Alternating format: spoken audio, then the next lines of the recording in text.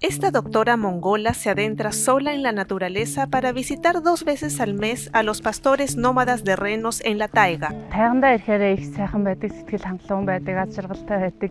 Энд болохоор ямар ч сүлжээ байхгүй. Одоо интернет ашиглахгүй бол сүлжээ байхгүй, утас дуурахгүй. Тэгээд нэг л цаана хамгаалан сайхан байдаг, бүр хоноод баймаар байдаг. La doctora Shuren Tsetsek está familiarizada con la vida nómada.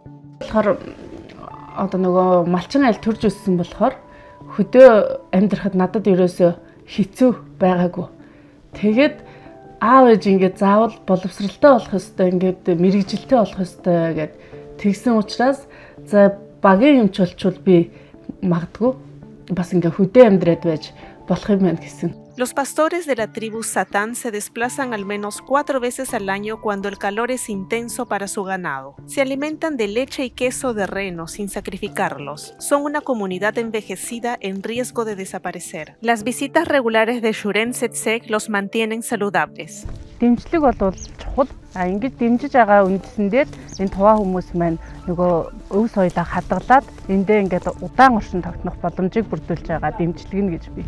Бага юм чарна гэдэг хямган одоо чухал юм. Цар болгон гэрэл бид нэргүүцэж байдаг. Shuren Tsetsek cree que el modo de vida de los pastores de renos sí tiene futuro.